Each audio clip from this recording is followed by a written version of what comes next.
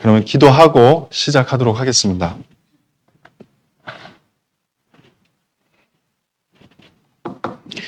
사랑과 은혜가 많으신 자비로우신 아버지 하나님, 참으로 감사드립니다. 주님의 피로 구원해 주신 이 복음으로 맺어진 교회 가운데 함께 교제하고 연합된 마음을 두고 또 하나님 안에서 사랑 안에 교제하면서 힘있게 기동하며 살아갈 수 있도록 인도해 주심을 감사합니다. 무엇보다 주님의 피로 사신 이 교회 가운데서 우리가 함께 복음을 전할 수 있다는 것이 얼마나 감사한지 모릅니다. 마지막 때를 살아가는 우리가 하나님께 찬송과 영광을 드리며 또 깨어있는 신앙의 삶을 살 수 있도록 우리 각 사람의 심령을 인도해 주시고 도와주시기를 부탁을 드립니다. 사랑이 식어가는 이 시대에 하나님의 복음이 끊이지 않기를 원하고 또 이 복음을 지킬 수 있도록 도와주셔서 우리의 이 소망 가운데 또 사랑하는 가족뿐만 아니라 많은 사람들에게 이 말씀이 힘있게 전해지고 또 있는 위치에서 부어주시는 영혼마다 말씀을 통해 구원받는 역사가 능히 일어날 수 있도록 도와주시기를 부탁을 드립니다. 오늘 또 파주교회 우리 형제자매님들과 함께 하나님의 말씀을 상고하려고 합니다. 귀한 주일을 맞이해서 하나님을 찬양하고 하나님께 영광 돌리는 귀한 시간들로 인도해 주시기를 더욱 부탁을 드립니다. 또한 교회를 담임하시고 심호하고 계시는 담임 목사님에게도 말씀의 지혜와 능력과 힘을 더해 주셔서 이 교회를 또한 섬기고 이끌어 가시는데 어려움이 없도록 그 모든 것을 채워주시고 또 함께 동역하고 또 힘있게 또 일꾼으로서 일하고 계신 우리 임원분들 또한 더욱더 도와주셔서 영육간에 뿐만 아니라 또 하시는 일마다 하나님을 위해 더욱더 힘에 미치도록 더욱더 복음을 위해 살 수 있도록 도와주시기를 부탁을 드립니다.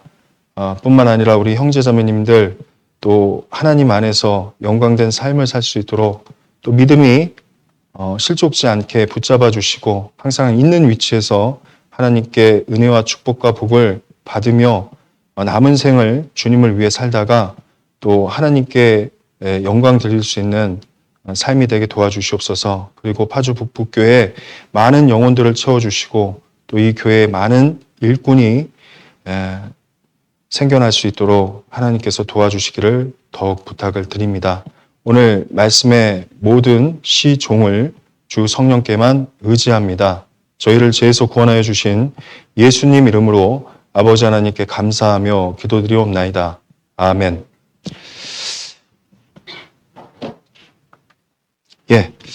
시작하는 말씀은요, 신명기 8장입니다. 신명기 8장 1절로 6절 말씀입니다.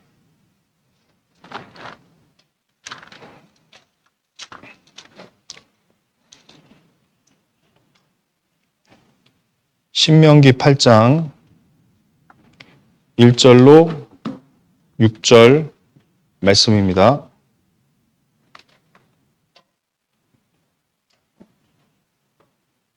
찾으셨으면 제가 읽겠습니다. 내가 오늘날 명하는 모든 명령을 너희는 지켜 행하라. 그리하면 너희가 살고 번성하고 여호와께서 너희 열조에게 맹세하신 땅에 들어가서 그것을 얻으리라. 내 하나님 여호와께서 이 40년 동안에 너로 광야의 길을 걷게 하신 것을 기억하라. 이는 너를 낮추시며 너를 시험하사 내 마음이 어떠한지 그 명령을 지키는지 아니 지키는지 알려 하심이라. 너를 낮추시며 너로 줄이게 하시며 또 너도 알지 못하며 내 열조도 알지 못하던 만나를 내게 먹이신 것은 사람이 떡으로만 사는 것이 아니요 여호와의 입에서 나오는 모든 말씀으로 사는 줄을 너로 알게 하려 하심이라. 이 40년 동안에 내 의복이 헤어지지 아니하였고 내 발이 부릅지 아니하였느니라. 너는 사람이 그 아들을 징계한 같이 내 하나님 여호와께서 너를 징계하시는 줄 마음에 생각하고 내 하나님 여호와의 명령을 지켜 그 도를 행하며 그를 경외할지니라. 2절 말씀만 같이 읽도록 하겠습니다. 내 하나님 여호와께서 이 40년 동안에 너로 광야의 길을 걷게 하신 것을 기억하라. 이는 너를 낮추시며 너를 시험하사 내 마음이 어떠한지 그 명령을 지키는지 아니 지키는지 알려 하심이라. 예. 오늘 드릴 말씀은요. 주제가 하나님이 하신 일을 기억하자. 쉽게 얘기하자면 하나님의 은혜를 기억하자라는 겁니다. 오늘날 우리는 성경의 예언이 성취되는 시대, 그리고 주님의 재림을 마주하고 있는 시대에 우리가 살아가고 있습니다. 그래서 이 성경은 분명히 이 시대를 말세라고 하고 또는 마지막 때라고 말하고 있습니다. 그래서 모든 사람에게 은혜 시대가 끝나기 전에 꼭 반드시 해야 될 것은 인생의 문제, 꼭 해답을 찾아야 될 구원 문제를 해결하고 하나님 앞에 돌아올 것을 성경은 모든 사람에게 권하고 있고 또는 경고하고 있습니다.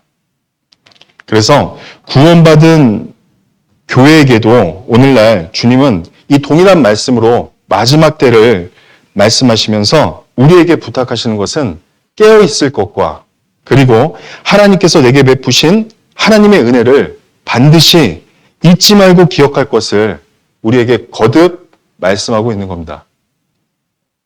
디모데후서 3장 1절을 잠깐 보시겠습니다. 디모데후서 3장 1절입니다.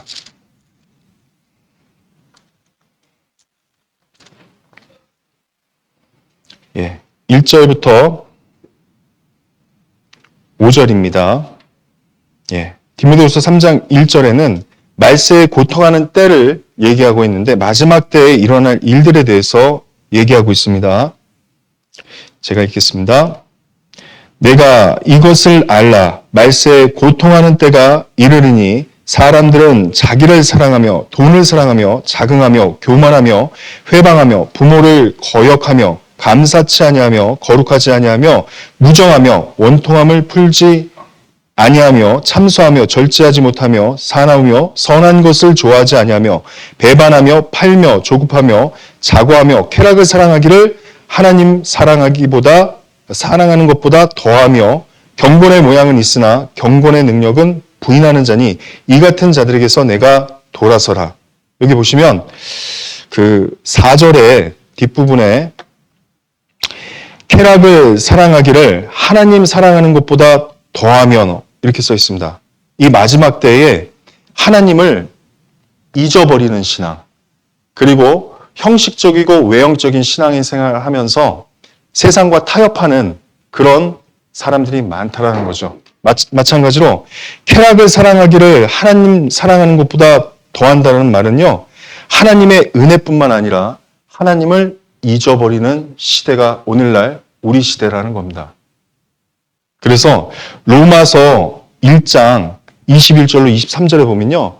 하나님을 알되 하나님으로 영화롭게 또 아니하며 감사치도 아니하고 그리고 오히려 그 생각이 허망해지며 미련한 마음이 어두워졌느니 스스로 지혜 있다 하나 우준하게 되어 썩어지지 아니하는 하나님의 영광을 썩어질 사람과 금수와 버러지의 우상의 형상으로 바꾸었느니라 이 말씀이 있는데요. 점점 하나님의 은혜를 잊어버리는 이 세상 사람들에게 영혼에 대한 문제를 해결하고 싶은 마음은 전혀 없고요. 육신의 쾌락을 쫓고 마지막 때를 또 육신의 삶 속에서 허우적거리면서 급하게 살아가잖아요. 그런데 성경이 얘기하는 게 뭐냐면 하나님을 잊어버리는 때가 우리 때고 그걸 말세라고 얘기합니다.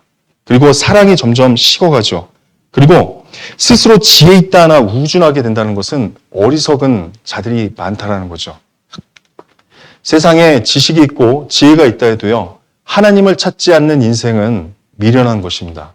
종기에 처하나 깨닫지 못하는 자는 멸망하는 짐승과 같도다. 이 시편 말씀처럼요. 하나님을 찾지 않는 인생에게 하나님께서 경고하는 말씀이 있습니다. 시편 106편을 보겠습니다. 시편 106편.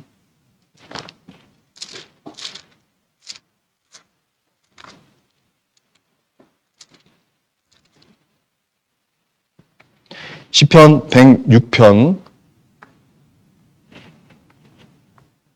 19절로 21절입니다. 예, 같이 읽겠습니다. 저희가 호렙에서 송아지를 만들고 부어 만든 우상을 숭배하여 자기 영광을 풀먹는 소의 형상으로 바꾸었도다. 애굽에서 큰 일을 행하신 그 구원자 하나님을 저희가 잊었나니. 예, 이게 금송아지 우상 사건이잖아요. 근데 이스라엘 백성들이 출애굽하고 나서 하나님께 홍해 바다가 갈라졌을 때 그들은 찬송을 드리고 영광을 하나님께 돌렸던 민족이었습니다. 그들은 나중에는 가나안 땅을 가기 전에 출애굽 당시에 광야에서 40년 여정을 보내면서요, 원망으로 많은 사람들이 불순종함으로써 그들이 많이 죽었어요. 하나님의 징계가 이 광야 땅에 있었다는 거죠. 그런데 이들이 제일 큰 죄가 뭐냐면 애굽에서 큰 일을 행하신 그 구원자 하나님, 그 하나님을 저희가 잊었나니, 잊어버린 겁니다. 마찬가지로 시편 50편 22절에는 하나님을 잊어버린 너희여 이제 이를 생각하라. 그렇지 않으면 내가 너희를 찢으리니 건질 자 없으리라. 이 무서운 말씀이 있잖아요. 뭐가 있을까요? 앞에 하나님을 잊은 너희여. 그래서 오늘날 우리가요, 구원받은 그리스도인들은 하나님을 의지하지 않으면 우리가 신앙의 삶을 살 수도 없고 우리가 세상과 맞닥뜨려서요, 이 세상과 견주어서 살 수가 없습니다. 그래서 구원받은 사람은 하나님을 의지해야지만 모든 선한 능력 안에서 복음을 힘있게 전할 수 있는 능력 있는 자가 되는 겁니다. 그 배후에 누가 있냐면 내 안에 계신 성령이 계시고 내 뒤에서는 그 만왕의 왕 하나님께서 능력으로 우리를 이끌어 가시기 때문에 그렇습니다. 마찬가지로 세상과 구별되고 살아갈 수 있었던 것은 말씀의 기준이 내 안에 있기 때문에 말씀의 분별력으로 우리가 세상이 어떠한 것을 내세워도 말씀의 기준에 맞지 않으면 우리는 타협하지 않습니다. 그게 바로 그리스도인입니다. 마찬가지로 예수님도 이 세상을 공생애 33년 동안 계시다가 3년 반 동안 복음을 전하시다가 십자가에서 죽으시고 부활하셨지만 예수님도 말씀을 하나님 앞에서 받고 전했지만 말씀이신 그 예수님께서요, 이 세상과 타협하지 않았습니다. 요한복음 1장에 보면 많은 사람들에게 능력을 베풀었습니다. 근데 그들은 예수님을 따라왔지만 진정한 믿음으로 따라온 것이 아니죠. 그래서 예수님은 많은 사람을 믿지 않았다라고 얘기합니다. 그 가운데 구별되는 무리가 분명히 있는 겁니다. 제자들도 예수님의 공생애 당시에 예수님이 십자가에 매달려서 부활하시기까지 예수님이 하신 말씀들을 마음에 깨달지 못했던 것들이 많았다는 겁니다. 그래서 그 베드로가 3번을 부인하고 그리고 예수님을 저주했듯이 그 앞의 말은 예수님을 저주하지 않고 예수님을 죽기까지 따르겠다라는 그의 다짐이 있었죠. 그런데 얼마 시간이 못 가서 예수님을 두려움 속에서 저주하고 버렸습니다. 그리고 나서 부활하신 예수님이 찾아갔을 때 그가 그 위치를 있었기에 예수님께서 교제의 약수로서 사랑으로서 다시 회복해 주죠. 그래서 베드로가 하나님의 사랑을 다시 한번 회복함으로써 마지막 초대교회의 기둥으로서 그 역할을 다했던 것입니다. 마태복음 24장을 보겠습니다. 마태복음 24장입니다.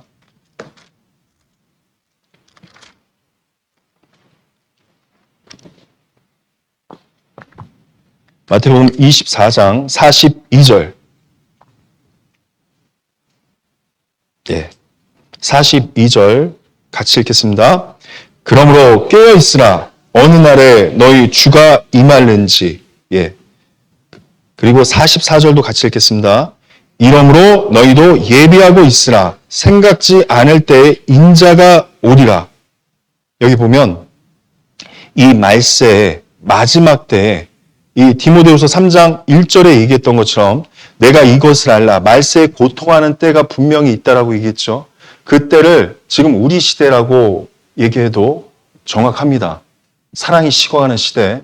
그런데 하나님 예수님께서 이 당시에도 로마가 집권하는 시대였지만 이 그리스도인들 또는 제자들에게 권면했던 말씀 그리고 명했던 말씀이 뭐냐면 예수님이 죽고 나서 부활하시고 하나님 우편 보좌에 올라가실 때 너희는 이 복음을 전해야 되기 때문에 항상 깨어 있을 것과 그리고 시대를 분별하고 예비하고 있으라는 게 뭘까요? 주님이 언제 어느 시에 올지 모르니 항상 신앙 안에서 깨어 있을 것과 준비하고 있으라는 겁니다. 그래서 우리 신앙의 삶은요, 한 시 앞도 모릅니다. 왜냐하면 항상 시험도 도사리고 있거든요. 그래서 하나님 말씀과 교제 가운데 또 기도 가운데 또 연합된 무리 가운데 깨어있지 않으면 우리는 늘 시험에 노출되어 있습니다. 그 시험을 좋아하는 자가 바로 마귀입니다. 그래서 시험은 세 가지를 얘기할 수가 있는데 영어로는 temptation, 유혹, 미혹 이런 뜻을 갖고 있는 것은 바로 마귀가 주는 덕과 같은 시험이죠. 그 다음에 트라이드, 그 다음에 테스트 이 두 가지가 있는데 연단과 고난을 통해서 주는 시험은 하나님께서 허락하시는 우리의 은혜를 주기 위한 신앙의 여정 속에서 세우기 위한 그런 시험들입니다. 그런데 이 마귀는요 늘 우리에게 달콤한 것을 옆에다 두고 우리를 계속 시험합니다. 그래서 예수님은요 이 땅에 오셔서 세례 요한에게 세례를 받고 침례를 받고 그리고 나서 성령의 충만함을 입은 상태에서 요단강에서 바로 성령의 인도하심을 따라서 광야에서 세 가지 시험을 받게 됩니다. 그런데 그 광야에서 시험을 받았던 그 예수님께서요, 나중에는 마귀에게 그 시험을 이겼지만 그 시험은요, 극한의 고난 가운데서 치른 시험이었습니다. 근데 그 시험을 말씀으로 신명기 6장과 신명기 8장 말씀으로만 예수님께서 이겼어요. 근데 마지막 시험에, 세 번째 시험에 마귀는 시편 91편에 대한 그 말씀을 인용을 해서 예수님을 넘어뜨리려고 했습니다. 그런데 예수님 넘어지지 않으셨죠. 왜요? 말씀이 곧 육신이 되신 그분이기 때문에 말씀 자체인 예수님께서요, 완전한 인간으로서 그 하나님이 주신 신명기 6장의 말씀을 인용을 해서 그 말씀을 이겼다라는 겁니다. 시험을 받지 않고 이길 수 있는 힘은 어디서 나오냐? 바로 하나님을 생각하고 하나님이 주신 말씀을 바라보고 우리가 기억할 때 우리는 그 말씀을 이길 수가 있는 겁니다. 시험을 우리가 이길 수 있다는 거죠. 마찬가지로 예수님께서 깨어있으라, 예비하고 있으라. 왜 그럴까요? 마지막이 될 때요, 이 교회가요, 복음을 전하는 그 힘이요, 희미해질 수 있다는 겁니다. 그래서 요한계시록 2장과 3장에 보면 라우디아 교회, 7교회 중에 두 교회를 빗대어서 책망하고 그리고 하나님께서 질책하셨죠. 그게 바로 4대 교회도 있었습니다. 살았다는 이름은 있으나 죽은 자라고 얘기했고 또 라우디아 교회는 뜨뜻미지근한 교회라고 했죠. 그래서 이 미지근한 신앙을 하나님께서는 되게 싫어합니다. 그래서 7교회를 들어서 얘기했던 것은 마지막 시대의 교회를 말씀하고 있는 거예요. 교회가 처음에는 힘이 있었습니다. 근데 마지막에 갈수록 교회는 힘이 없어요. 왜 그럴까요? 사랑이 식어가고 그리고 복음의 열정도 식어가기 때문에 그렇습니다. 어저께 보니까 그 총회에서 올라온 글을 보니까요, 차별금지법이 올라왔더라고요. 2월 5일 날 그게 이제 정책으로 이제 올리려고 국회에서 낸 것 같은데요. 그래서 이제 저희가 이제 동참을 해달라고 얘기했습니다. 차별금지법이라는 게 도입이 되게 되면 저희가 이제 말씀을 할 때 집회나 또는 형제 자매님들 간의 교제 여러 가지 부분에 제약사항이 붙게 됩니다. 그리고 집회를 진행하는 데 있어서 차별적인 부분에 대해서 얘기가 나왔다. 예를 들어서 근데 누군가가 그거를 고소를 하게 되면요, 저희 집회가 불법 집회가 돼버려서 더 이상 할 수가 없는 제약사항도 있습니다. 그런데 우리가 하나님의 역사를 쭉 보면요, 이 말씀은 살아 있습니다. 운동력이 있죠. 좌우로 날선 검이 있죠. 요동합니다. 뭘 얘기하죠? 히브리서 4장 12절 말씀처럼요, 죽지 않습니다. 복음은 순수하고 강력하기 때문에 하나님의 강한 이 복음이요, 절대로 꺾이지 않습니다.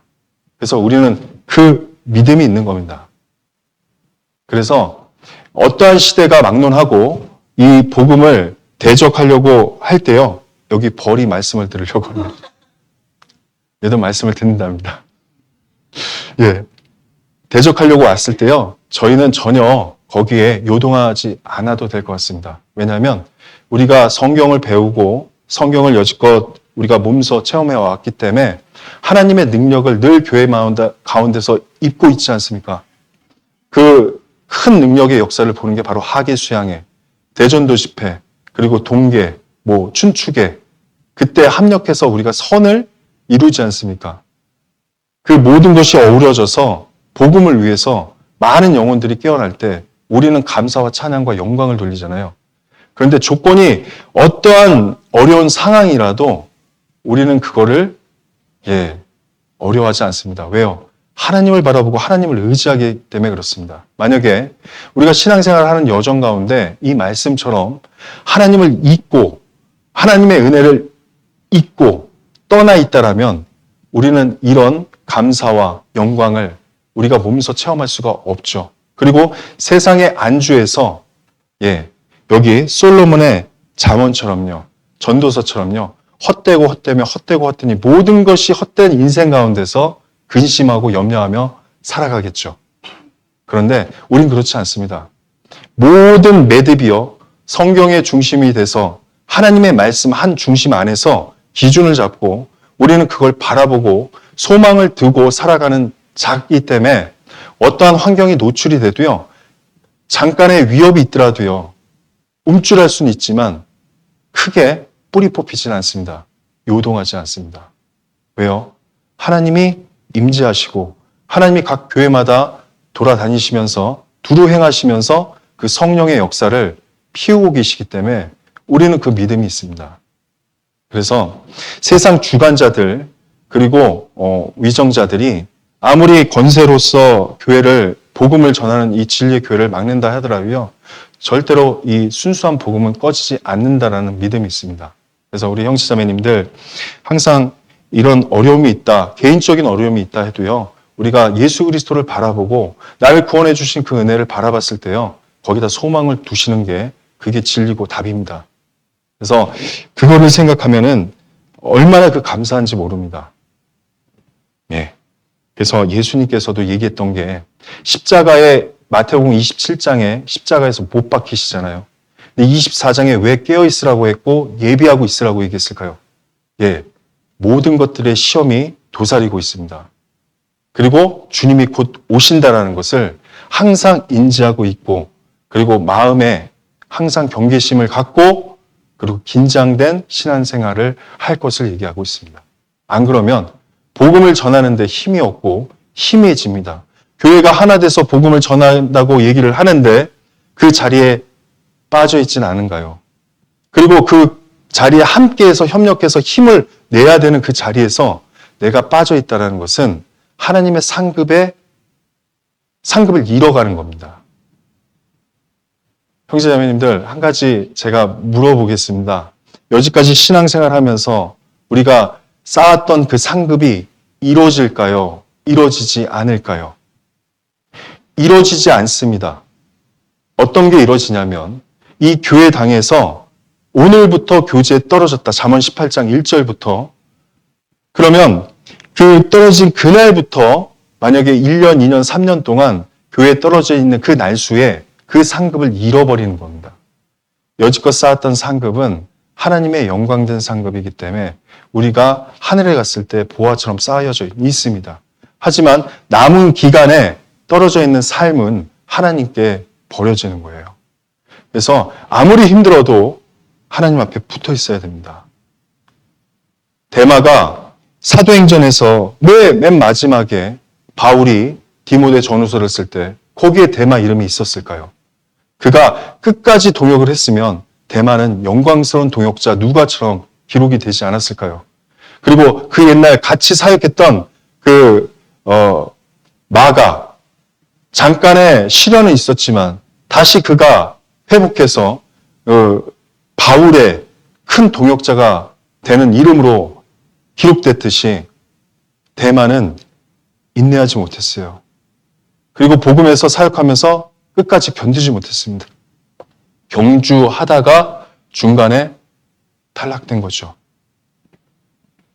바울은요, 믿음을 위해서 경주하면서 그 하나님이 주실 상급을 바라보며 표대를 향해서 나아간다라고 얘기했습니다. 우리가 바라봐야 될 것은 하나님을 기억하고 하나님이 주시겠다는 성경의 말씀의 약속을 바라보면서 그 표대를 향해서 우리가 나가야 됩니다. 그래야 이 교회를 알게 되고 교회가 얼마나 거룩하고 얼마나 하나님의 피로써 사신 이 교회가 얼마나 중요한지를 더욱더 알게 됩니다.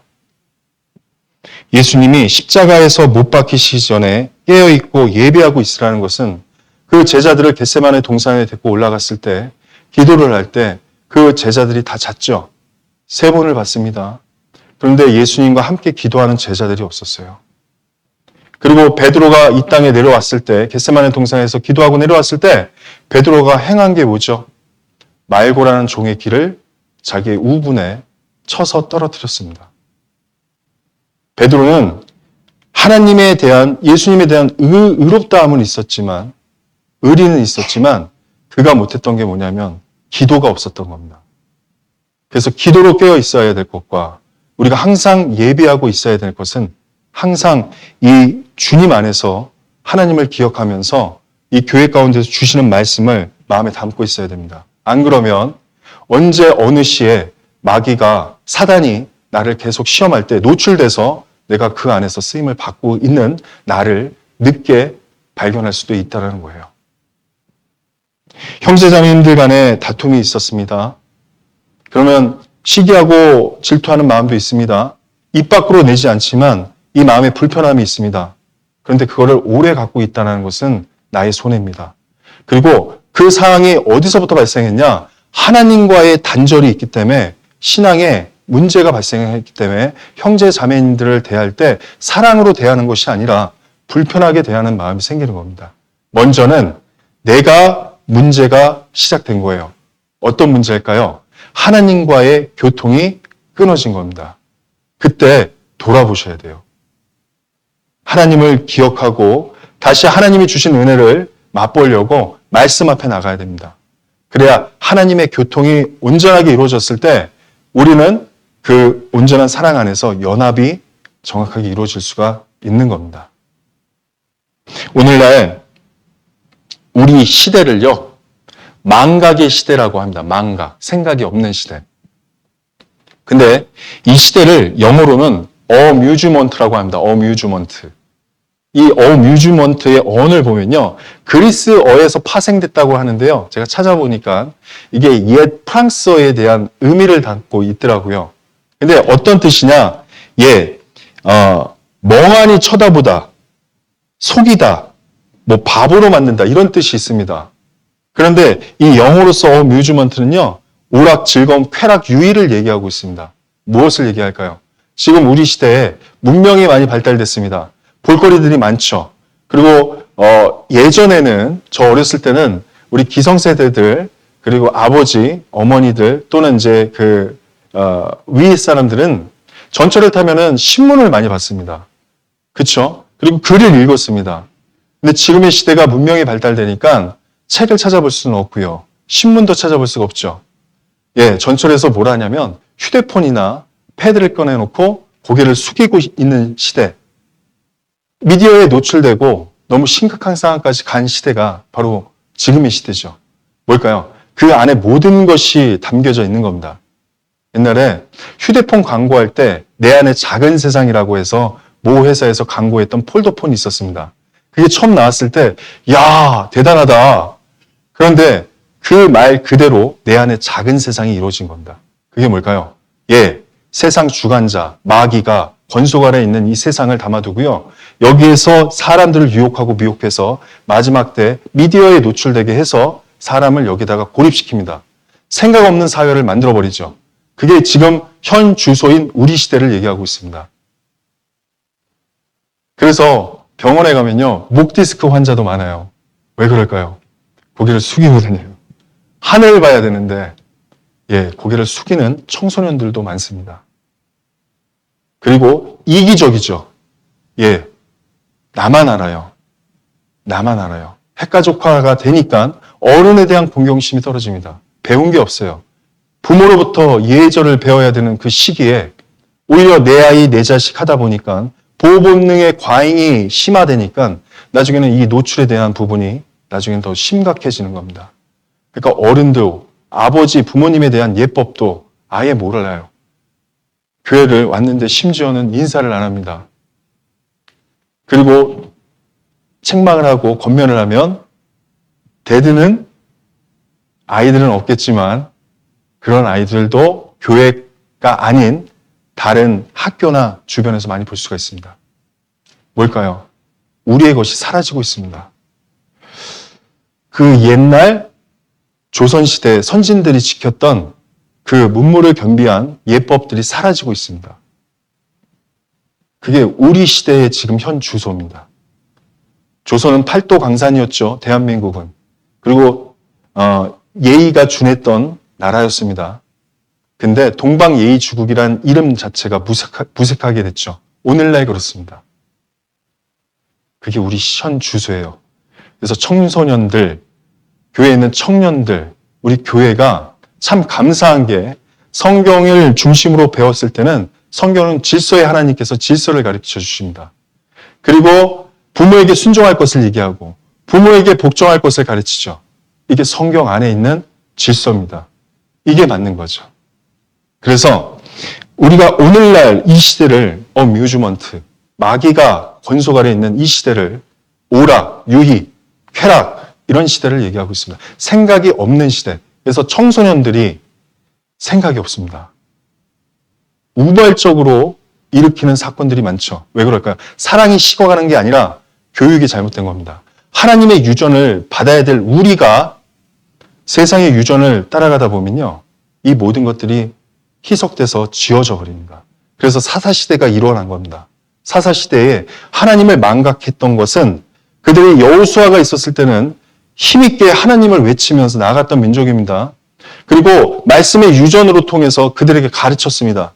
근데 나중에 지나니까 어떻게 되죠? 모든 사람들이 죽고 새로운 시대가 도래했을 때, 그 땅에서 있을 때 그들의 새로운 태어난 자녀들이 하나님을 잊었습니다. 뭘까요? 어른들의 책임도 있는 거죠. 말씀의 유전, 하나님의 말씀을 자손들에게 가르치지 못했습니다. 신명기 6장에 보면 그 아비들은 자녀들에게 이 말씀을 강론할 것이며 이 말씀을 지키라고 했고 이 말씀을 기억하라고 신명기에 누차 얘기했습니다. 그 오늘날 그 선포했던 그 말씀을 우리가 잊으면 안 될 것을 얘기하고 있는 겁니다. 그래서 인류는 계속해서 발전하고 정보는 넘쳐나지만 무엇이 옳고 무엇이 그름에 대한 분별력이 없는 시대, 그리고 사람들이 생각하기는 싫어하고 또한 기억하기도 싫어하는 시대, 오히려 이 기억을 왜곡해버립니다. 그게 바로 우리 시대예요. 감사는 없고 사랑이 식어가는 것은 물론하고요. 우리가 이 살아가는 현 세대를 성경에서 말세라고 하는 겁니다. 혹시 우리 형제자매님들 만델라 효과라고 들어보셨습니까? 만델라 효과. 한번 찾아보시면은 좋은데 만델라 효과라는 것을 제가 한번 이렇게 인터넷을 검색하다가 찾아봤는데 어떤 뜻이냐면요. 이 만델라는 사람의 이름입니다. 그 만델라라는 사람은 대통령이거든요. 넬슨 만델라라고요. 1962년에 이 사람이요. 어떤 일이 있었냐면 백인 소수 지배 계층과 인종차별 정책 때문에 나중에는 이 사람이 그 국가 반역죄로 체포돼서요. 1962년에 감옥살이를 들어가게 됩니다. 그리고 나서 27년 동안을 감옥에 있다가 출소를 했거든요. 근데 이 사람이 나중에는 대통령까지 올라가요. 그리고 노벨 평화상을 받았던 위대한 사람입니다. 그런데 많은 사람들이요, 이 넬슨 만델라라는 대통령을 어떻게 보고 있냐면 이 사람은 감옥에서 죽었다라고 기억의 오류를 통해서 이렇게 인지하고 있는 사람들이 많았다라는 겁니다. 왜 그럴까요? 한 사람이 잘못된 기억으로 전파됐던 게 많은 사람에게 번짐으로써 기억이 왜곡된 거예요. 그리고 이 사람의 했던 그 업적과 형적이 다 사라져 버려요. 왜 그럴까요? 기억에 왜곡이 있다는 겁니다. 우리 시대는 진짜도 있지만 가짜도 있죠. 그러면 이미테이션이 많을까요? 가짜가 많을까요? 진품이 많을까요? 가짜가 많습니다.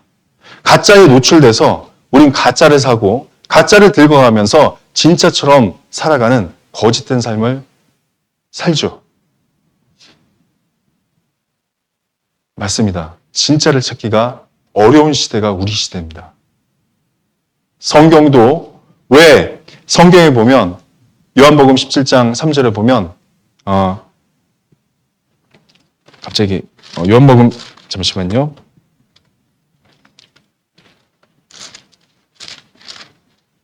영생은 곧 유일하신 하나님과 그의 보내신 자 예수 그리스도를 아는 것이니라 써 있잖아요. 그런데 여기 보면 영생은 곧 유일하신 참이 들어갑니다.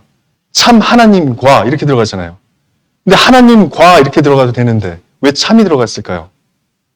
이 시대에 거짓된 그리스도인들, 거짓된 사도들, 그리고 거짓된 일꾼들이 이 말씀을 왜곡시키고 마귀도 그랬죠.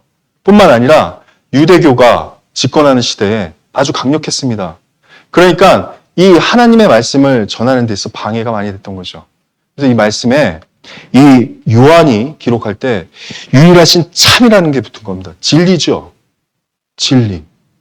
그래서 진리를 알진 진리가 너희를 자유케 하리라. 믿음은 들음에서 나면 들음은 그리스도의 말씀으로 말미암았느니라. 뭘까요? 참 진리를 찾는 것은 듣는 것부터 시작하는 겁니다. 그리고 눈으로 확인해 보는 거죠.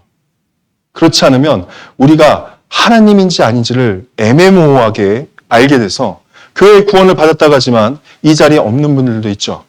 떠나가는 겁니다. 왜요? 세상에 이게 진리인가 보다 해서 가시는 분들이 있어요. 구원을 받았다고 하지만 그 진리가 마음에 확실치가 않은 거예요. 그리고 시험받고 떠나는 자들도 있죠.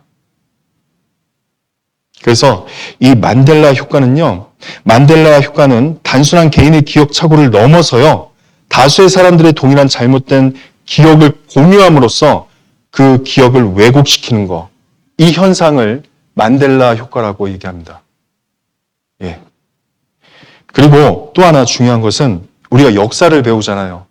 역사. 근데 기억하지 못하는 것은 좋지 못한 결과를 가져온다는 얘기가 있습니다. 그런데 그것을 우리 역사를 통해서 증명하고 배울 수가 있는데 역사를 기억하지 못하는 자는 미래가 없다. 어느 시인이 얘기했습니다. 그런데 인류에게 가장 큰 비극이 있다는 것은 뭐냐면요, 지나간 역사에 대해서 아무런 교훈도 얻지 못한다는 것과 역사를 잊은 민족에는 미래가 없다는 거예요. 그리고 또 하나, 과거를 잊어버리는 자는요, 그것을 또다시 반복하게 된다는 결과를 가져온다는 겁니다. 과거를 잊어버리는 자. 그래서 조지 고든 바이런이라는 그 시인이 미래에 대한 최선의 예언자는 과거다, 이런 얘기를 했습니다. 역사를 얘기하죠. 근데 오늘날 우리가 좀 생각해 보면요, 우리나라도 치욕스러운 역사가 있죠. 그래서 우리가 그 역사를 배우잖아요. 국사를 배우고 세계사를 배우지만 우리의 국사를 배울 때 어떤 내용이 나올까요? 제가 경기도 광주교에서 이제 교제를 하고 있습니다. 근데 경기 광주 하면은 딱 유명한 곳이 있어요. 그 성터인데 바로 남한산성입니다. 남한산성 들어보셨죠? 근데 남한산성이 경기 광주에 있지만 그 둘레를 보면은 경계하고 있는 곳이 지역이 성남에 이렇게 경계하고 있습니다. 그러니까 성남하고 같이 둘러서 경기 광주까지. 예전에 경기 광주가 넓을광을 써서요, 그 터전이 다 광주였습니다. 그래서 광주를 잠깐 얘기하자면 광주의 터전이요, 원래는 송파, 천호동, 그 이천, 그 일대를 다 아울러서 용인까지 광주였습니다. 넓었죠. 그런데 나중에는 이게 좁아서 지금의 현 주소인 광주가 됐습니다. 좁아요. 한자를 바꿔야 되는데 죄송합니다. 제가 바꿀 수는 없고요. 그런데 이 남한산성에서 일어났던 일대기가 있죠. 바로 병자호란입니다. 병자호란. 역사를 기억하면 가장 치욕스러운 역사 중에 한 역사입니다. 왜냐하면 그 많은 조선의 왕 중에 16대 왕 인조 때요, 이 남한산성이 함락이 됩니다. 짧은 시간에. 어디 함락이 되냐면 청나라 홍타이지라는 그 황제에 의해서요, 침략이 들어왔는데 나중에 이걸 막지 못하고요, 대비하지 못하고 부랴부랴 피한 데가 남한산성 광주까지 온 겁니다. 그래서 이 왕이 피해가지고 45일 동안 이 삼전도라는 곳에서 버티게 되거든요. 남한산성에서 버티게 되거든요. 근데 나중에는 이때 45일 동안 굶으니까 너무도 배가 고픈 겁니다. 그래서 그 유명한 말이 있지 않습니까? 이 남한산성에서 제일 유명한 음식이 삼계탕입니다. 왜 닭일까요? 이때 당시에 왕이요, 맨 마지막에 조반을 꺼낸 게 바로 닭다리였습니다. 그걸 보고 백성이 굶고 있는데 왕이 먹을 소냐? 이 유명한 말을 했죠. 근데 45일 동안 고사작전을 통해서 배가 너무도 고픈 겁니다. 그리고 백성들은 죽어가고 있어요. 그러니까 이 왕이 결정을 했던 겁니다. 그래서 이 왕이요, 나중에는 항복을 하고 앞으로 나갑니다. 근데 이 인조 왕이 어떤 모습으로 나가냐? 왕의 명복을 입고 나가는 것이 아니라 죄인의 의복을 입고 나갑니다. 그리고 그 홍타이지 그 황제가 얘기했던 게 뭐냐면 너는 죄인이다. 그리고 나올 때 그 성의 앞문으로 나오는 것이 아니라 뒷문으로 나오라는 겁니다. 얼마나 치욕스럽습니까?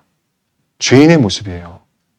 그리고 그를 끌고요. 어디로 갔냐면 잠실에 보면은 그 예전에 잠실이 그 고부지라고 하는데 삼전 나루터가 있었답니다. 그게 섬이었습니다. 섬이었는데 그 섬에서 그 겨울날 왕이 무릎을 꿇고요. 그리고 그 황제 앞에서요. 절을 합니다. 절을 하는데 그 유명한 삼배구 고두레라는 그 치욕스러운 절이거든요. 3번 땅에다 절을 할 때 한 번 절하면은 이 이마를요. 그 딱딱한 얼음 땅에다가요. 3번 조아리는 겁니다. 그것도 쾅쾅쾅 찍으면서요. 근데 역사책에는 피를 흘렸다는 얘기가 없지만 이 차가운 땅바닥에다가 머리를 3번 조아리면서 찍는다라면 피가 날까요, 안 날까요? 그런 치욕의 역사를 담고 있는 게 바로 남한산성입니다. 뭘까요? 역사를 기억해야 되는 게 있는 거죠. 그리고 또 하나, 우리 어르신들 잘 아는 1910년에서 1945년 일제 강점기가 있었습니다.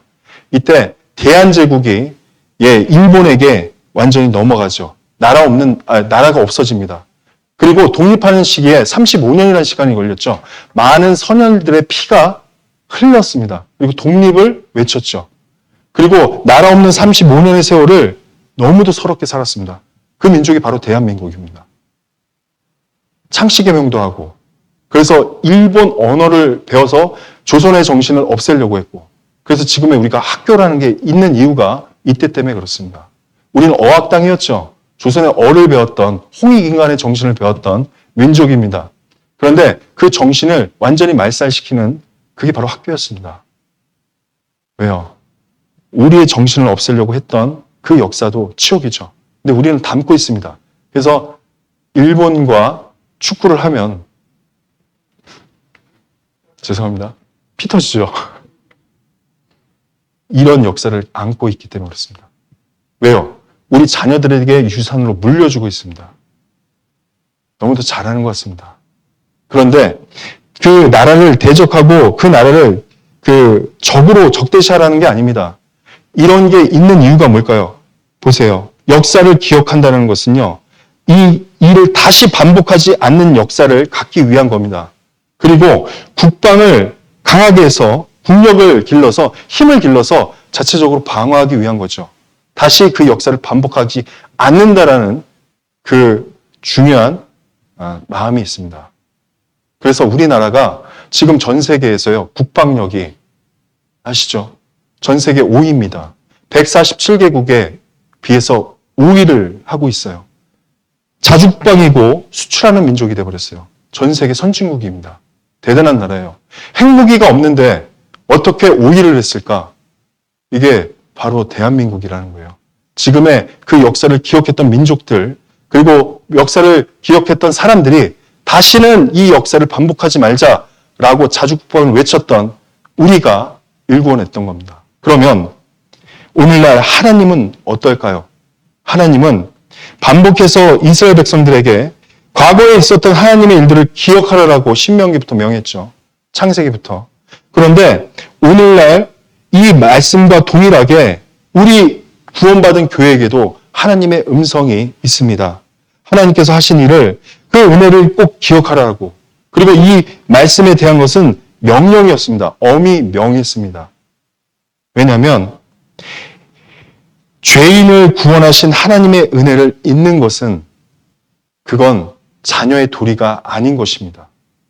마찬가지로 히브리서 2장 3절에 보면 우리가 이같이 큰 구원을 등한히 여기면 어찌 피하리오. 이 구원은 주께서 주로 말씀하신 바요 들은 자들이 우리에게 확증한 바니 하나님도 표적들과 기사들과 여러 가지 능력과 및 자기의 뜻을 따라 성령에 나눠주신 것으로서 저희와 함께 증거하셨다라고 써 있습니다. 하나님께서 우리와 함께 증거하고 전한 말씀이 복음이라는 거예요. 그래서 우리가 교회가 합력해서 함께 연합돼서 이 전도 집회든 또 성경 강연회 그리고 학예 수양회를 이끌 수 있는 것은요. 하나님이 쉬는 것이 아니라 하나님이 창세기 6일날 말씀을 마치시고 모든 만물을 세우시고 창조하셨지만 7일째 그 안전한 안식 평안, 영원한 평안이 깨졌잖아요. 그때부터 하나님은 평안이 없는 겁니다. 그때부터 다시 일하기 시작하셨어요. 우리가 쉬는 완전한 평안은요. 주님 나라에 갔을 때 완전히 평안 안에서 쉴 수가 있는 겁니다.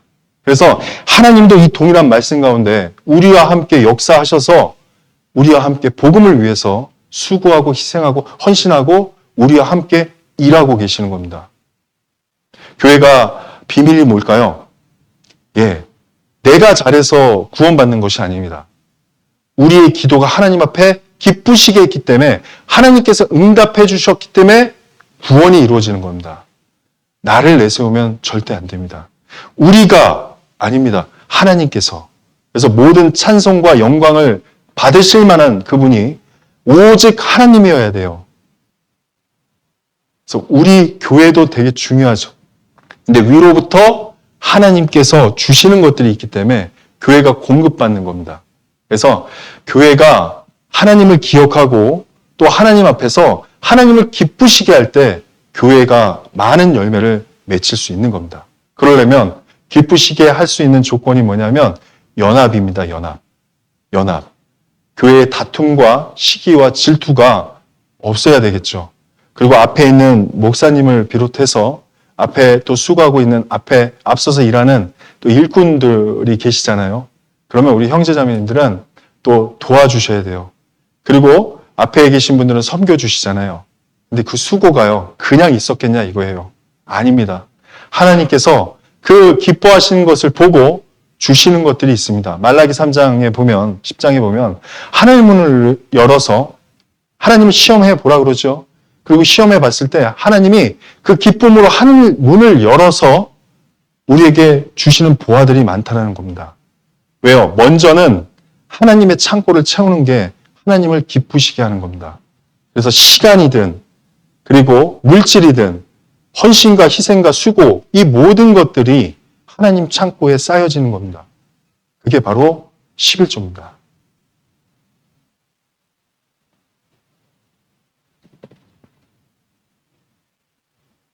그런데요, 이 마지막 때 성령도 되게 바쁘십니다. 왜냐하면 죽어가는 사람들이 많기 때문에. 그래서 이 성령이 너무도 바빠요. 사도행전 1장에 보면요, 2장에 보면요, 오순절날 성령이 강림했습니다. 그런데 이 성령을 어떻게 얘기했냐면 그 성령을 하늘에서 호련히 급하고 강한 바람 같은 소리가 있어 이렇게 표현을 하고 있습니다. 근데 급하고 강한 바람이라고 했잖아요. 뭘까요? 성령은 강합니다. 강력하죠. 그런데 급해요. 왜요? 죽어가는 영혼을 살려야 되기 때문에. 근데 반대로 마지막 때에 기승하고 그 다음에 마지막 때에 교회를 넘어뜨리려는 자, 마귀. 이 마귀도 자기 때를 알기 때문에 너무도 급한 겁니다. 그래서 이 누가복음 10장 18절에 보면 사탄이 하늘로서 번개같이 내려온다라고 예수님께서 말씀하셨습니다. 왜 그랬을까요? 마지막 때 될 때 이 사단은요, 세력을 더욱더 갖춰서 이 교회를 삼키려고 합니다. 그리고 복음이 전해지지 않게끔 많은 사람들을 넘어뜨려요. 그게 마귀가 하려고 하는 계략입니다. 그러면 우리 가족들은 어떻겠냐 이거죠. 그리고 사랑하는 주변 사람들은 어떻게 전도하냐 이거죠. 그래서 앞전에 얘기했던 것처럼 차별금지법이라는 이런 정책들이 많이 일어나면 솔직히 복음을 전하는데 제재가 가해질 수는 있습니다. 하지만 하나님의 말씀은 흥황하기 때문에 그 비치신 말씀은 반드시 그 출구가 어디든 나가게 돼 있습니다. 중국의 선교가 한동안은 힘있게 나가다가 지금 중국으로 이제 선교 나가셨던 모든 선교사님은 들어왔습니다. 그리고 그 중국 정권에 의해서 교회를 세울 수가 없죠. 그래서 집집마다 모여서 그리스도인들이 모여서 조용히 교제를 합니다. 공안이 들어왔으면 그 집회를 진행했던 사람들을 다 잡아간다라고 얘기합니다. 자유함이 없죠. 근데 우리는 얼마나 감사한지 모릅니다. 대한민국 이 안에서 자유함을 누리면서 복음을 전하고 말씀을 풍성히 듣고 있는 내 자신을 봤을 때 내가 이렇게 해도 되나? 때로는 죄송한 마음이 들고 때로는 너무 감사한 마음이 듭니다. 작년에 필리핀 선교를 다녀왔습니다. 담임 목사님하고. 근데 이무스 교회를 선교를 하고 있습니다. 근데 그 필리핀은 너무도 열악해서 말씀을 전하기까지가 쉽지가 않습니다. 근데 그분들은 너무도 순수해서 말씀을 받아들이는 그 마음이 다 열려 있습니다. 그런데 그 환경이 너무도 어렵습니다. 그래서 국내 교회에서 도와주지 않으면 너무도 감사한 게 우리 대한민국 교회가 힘이 있으니까 이 세계 많은 지역에 있는 교회들을 지금 아우러지고 교회가 기동하면서 세워가고 있다는 것을 그때 더 많이 느꼈습니다. 필리핀은 너무도 열악하죠. 그런데 그곳에서 복음 하나만 갖고 모이는 분들이 있어요. 한 달에 급여가 20만 원 갖고 생을 유지합니다. 그런데 불만을 갖지 않습니다. 왜 그럴까요? 그들은 늘 일상이었어요. 일상처럼 생활해 왔기 때문에 불편함을 못 느끼는 겁니다. 근데 우리는 어떨까요? 선진국 계열에 있는 대한민국에서 모든 것이 빨리빨리 흘러가는 이 정보의 물결 안에 있는 대한민국이 여기서 그 나라를 가면 후진국에 있는 문화를 체험할 때요. 답답해합니다. 그게 현실점의 나예요. 내가 얼마나 살쪄 있는지를 나를 볼 수가 있는 계기가 됩니다. 그리고 돌아왔을 때 그냥 모든 것이 감사가 바뀝니다. 내가 선교를 가서 무엇을 어떻게 해줄까 이게 아니라 거기 가서 감사한 마음을 얻어갖고 오는 거더라고요. 그리고 그 교회를 위해서 기도하고 진짜 마음을 다해서 헌신하고 헌물하고 그리고 지원해 줄 수 있는 방법이 뭘까? 그리고 선교할 때 그 마음을 담아서 줄 수 있는 마음도 준비해 주시더라고요. 그리고 한국에 왔을 때 인천공항을 딱 들어왔는데 모든 것이 그냥 깨끗하고 다 감사한 거예요. 차도 깨끗하고 환경도 깨끗하고 나무도 깨끗하고 화장실에 갔는데 화장실이 너무 깨끗한 겁니다. 물도 왜 이렇게 잘 나오는지. 근데 필리핀은 그 아울렛이라는 그나마 이제 부촌이라고 해서 갔던 데가 있습니다. 거기 백화점을 들어갔는데 물이 안 내려옵니다. 정부 자체가 이게 배수가 안 되다 보니까 물 수급도 잘 안 되는 거예요. 그런 여건 속에서 사는 나라들이 많습니다. 그런데 그 안에서 선교하시는 선교사님들은 얼마나 진짜 복음을 위해 많이 희생하실까요? 마찬가지로 국내에 있는 우리 목사님들도 많이 수고하십니다. 국내도 어려운 교회가 너무도 많습니다. 진짜 많습니다. 그래서 한 달에 이 교회에 대한 그 돈을 마련해서 또 지출을 해야 되는데 그게 안 되는 교회들도 있어요. 마찬가지로 하나님께 주시는 그 은혜가 얼마나 큰지 모릅니다. 그래서 우리가 해야 될 게 뭐냐면요. 첫 번째, 광야에서 너를 인도하신 하나님을 기억할 것을 우리는 마음에 새겨야 됩니다. 성경을 좀 찾아보겠는데요. 출애굽기 16장을 보겠습니다. 출애굽기 16장.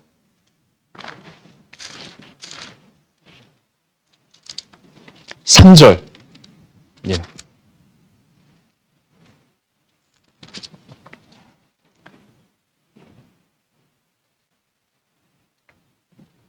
(2절부터) 제가 읽겠습니다.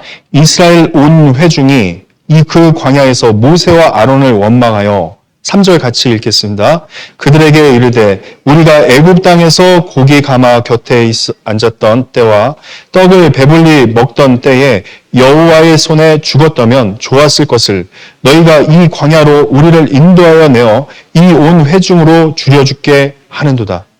자, 광야에서 너를 인도하신 하나님을 기억하라. 자, 보십시오. 이 광야 생활을 하는데 이스라엘 백성들은 원망이 더 많았어요. 홍해 바다를 가르고 그 광야를 들어갔을 때 감사와 영광과 찬양을 드렸는데, 그래서 미리암이 소고를 들고 찬송을 드렸는데 나중에 광야로 들어가니까 완전히 반전이죠. 그들의 불평과 불만이 끊이지 않았습니다. 그런데 하나님께서 하신 게 뭐냐면 많은 원망과 불신을 들음에도 불구하고 이들을 바로 징계하고 시험하신 게 아니라 그들이 원하는 조건들을 다 들어주셨다는 거예요. 반석에 물을 냈고 만나와 메추라기를 보내줬고 그들의 발이 헤어지지 않도록 하나님께서 구름 기둥과 불 기둥을 준비해서 그들을 인도하셨고 장막을 펼칠 수 있게끔 그들의 죄를 사할 수 있게끔 제도법도 주었고, 그리고 말씀의 기준을 갖고 도덕적으로 율법적으로 살 수 있게끔 하나님의 말씀의 기준이 어떠함을 알게 하기 위해서 율법을 주셨잖아요. 그럼에도 불구하고 하나님의 뜻을 온전히 받아들이질 않았습니다. 불신앙과 불순종이 있었죠. 광야, 고난의 길입니다. 너를 인도하신 하나님을 기억하라. 이 뒤에 말이 은혜입니다. 어떤 환경이 중요한 게 아닙니다. 노출될 수 있습니다. 그런데 우리가 반드시 잊지 말아야 될 것은 광야에서 너를 인도하신 하나님, 그 환경에서 너를 끄집어내시는 하나님, 시험 받을 만할 때 그 피할 길을 주시는 하나님, 그 하나님을 기억하라는 겁니다. 그게 뭘까요? 바로 말씀이에요. 말씀. 그런데 여기 출애굽기 16장 3절 말씀처럼 이들이 기억했던 게 뭘까요? 육신에 속한 것들. 바로 애굽의 고기 냄비를 기억했어요. 애굽의 고기 냄비. 먹고 마시고 즐기는 거. 타락됐죠. 하나님의 것이 없습니다. 그리고 하나님의 능력을 완전히 잊어버렸어요. 앞서 홍해바다를 가르치는 능력을 받고 그들을 출애굽시키는 광경도 받고 애굽에서 10가지 재앙을 내리는 그 모습도 봤음에도 불구하고 모세를 원망하는 것 자체가 곧 하나님을 원망하는 거였습니다. 그들의 눈이 감겼어요. 그들의 귀가 막혔습니다. 예수님께서 공생의 기간에 마가복음에 보면 공생의 기간에 그 복음서를 보게 되면 예수님이 그 귀머거리 병든 사람을 고칠 때 귀에다가 손을 대고 에바다 하니까 열렸죠. 제일 중요한 게 뭘까요? 듣지 못하는 게 저주입니다. 하나님의 말씀은 진리이기 때문에 이 진리가 들어가려면 먼저는 귀가 뚫려야 돼요. 그게 영적인 말씀이 들어가야지만 받을 수가 있는 겁니다. 그래서 로마서 10장 17절 말씀처럼 믿음은 들음에서 나오며 들음이 먼저 들어가잖아요.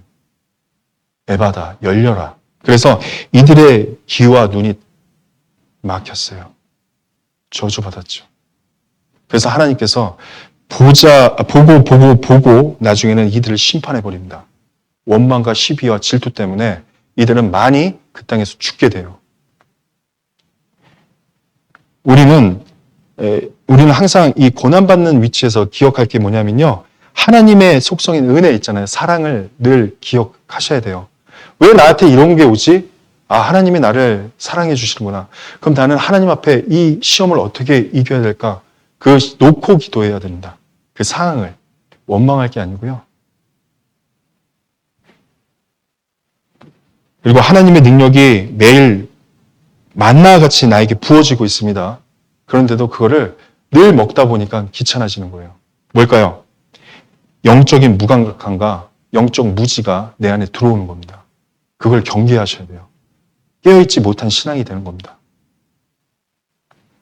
그래서 하나님은 이 어려운 가운데서도 공급하시고 인도하시는 분인 것을 우리는 알아야 돼요.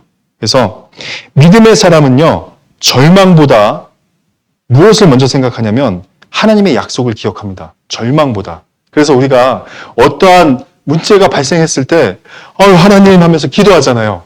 이게 뭘까요? 하나님이 보좌 앞에 나가서 우리는 못한다는 걸, 나약한 존재라는 걸 알기 때문에 먼저 의지할 자를 먼저 부르짖는 겁니다.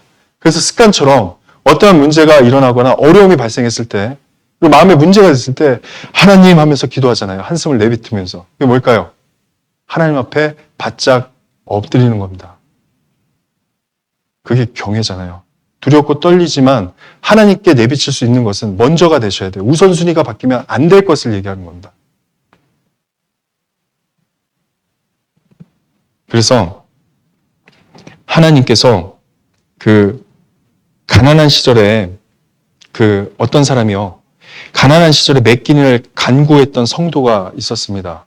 그런데 나중에 풍요로운 지금도 그 가난의 때를 잊지 않고 기억함으로써 매 순간 그 은혜를 기억한대요. 뭘까요? 예, 가난은 고난이라면 받은 고난도 감사할 줄 알아야 된다는 거죠. 결코 그걸 잊어버리면 다음에 그 고난이 왔을 때 원망과 불평으로 바뀔 수가 있다는 겁니다. 출애굽기 14장을 보겠습니다. 출애굽기 14장 13절입니다. 같이 읽겠습니다. 모세가 백성에게 이르되 너희는 두려워 말고 가만히 서서 여호와께서 오늘날 너희를 위하여 행하시는 구원을 보라. 너희가 오늘 본 애굽 사람을 또 다시는 영원히 보지 못하리라. 두 번째는 우리와 함께 싸우시는 하나님을 반드시 기억해야 됩니다. 우리 대신에 앞에서 막아주고 그리고 방패 되신 하나님, 그리고 우리 대신에 싸워주시는 하나님이 있습니다. 하루 24시간을 우리가 쓰잖아요. 이걸 하나님은 크로노스라고 합니다. 시간대. 그리고 하나님이 개입해서 사용하시는 때를 카이로스라고 합니다. 하나님의 때를 얘기하죠. 그런데 이 24시간을 우리가 늘 모든 사람이 공급받지만 하나님께서 그 많은 하루 중에 우리를 막아주고 있는 시간들이 얼마나 많은지 모릅니다. 오늘 하루도 아침에 준비하고 오기까지 운전하고 오셨죠. 근데 그 길이 어떤지 모릅니다. 근데 그 상황 속에서도 하나님이 보호해 주시는 손길이 교회 가운데 있고 각 개인의 보호하시는 수호천사와 하나님의 손길이 있었기 때문에 우리가 안전히 교회당에 올 수가 있는 겁니다. 그리고 숨을 쉴 수 있는 건 뭘까요? 예, 생명과 호흡과 만물을 친히 주관하시는 하나님께서 그 생명도 허락하시기 때문에 우리가 기도하면서 살면서 하나님 것을 누리면서 살고 있는 겁니다. 하나님이 하루아침에 모든 걸 멈춰버리게 하면 그때는 끝나는 겁니다. 생명도 우리 스스로가 어떻게 할 수 없는데 하나님께서 주관하고 계시다는 걸 생각하면요. 하나님께서 내 앞에서 싸우시는 것들이 많구나라는 것도 알 수가 있습니다. 뉴스를 봤더니 어떤 사람이 대로를 지나가는데 어떤 아이가 불렀습니다. 돌아봤는데 차가 바로 앞으로 지나갔습니다. 1cm 차이로. 뭘까요? 그 아이가 부르지 않았으면 치였겠죠. 순간이라고 얘기하죠. 그런데 우리가 신앙생활 여정 가운데 그런 일들을 많이 경험해 보지 않았습니까? 하나님의 보호 속에서, 하나님의 그 이끌림 속에서 내가 보호받는 그 순간들을 기억해 보면 바로 그게 간증이 되는 겁니다. 얼마나 나를 보호해 주시고 이끌어 주시고 또 나를 사랑하시는지 알 수가 있습니다. 그리고 형제자매님들의 그 간증 속에서 전도를 하는 데 있어서 많은 핍박이 있는데도 우리가 함께 동역해서 기도하고 있는 대상이 있었습니다. 근데 그분이 그 집회에 오고 말씀을 듣는 가운데 변화되는 그 모습은 뭘까요? 하나님께서 돕고 계시는 겁니다. 하나님이 같이 싸우고 계시는 겁니다. 그래서 그 강팍한 심령이 풀어지고 풀어져서 나중에 말랑말랑하게 돼서 하나님의 말씀이 어느 순간 들어오고 그리고 그 표정이 처음과 맨 마지막의 표정이 다르잖아요. 우리는 알 수가 있습니다. 그게 하나님께서 영적인 전쟁도 같이 싸워주시는 겁니다. 출애굽기 15장 3절도 보시겠습니다. 예, 같이 읽겠습니다. 여호와는 용사시니 여호와는 그의 이름이시다. 하나님의 이름은 용사입니다. 그래서 우리 앞에서 싸우시는, 앞서 행하시는 분이 바로 하나님이시라는 것을 잊지 말으셔야 됩니다. 여호수아 10장을 보겠습니다. 여호수아 10장. 여호수아 10장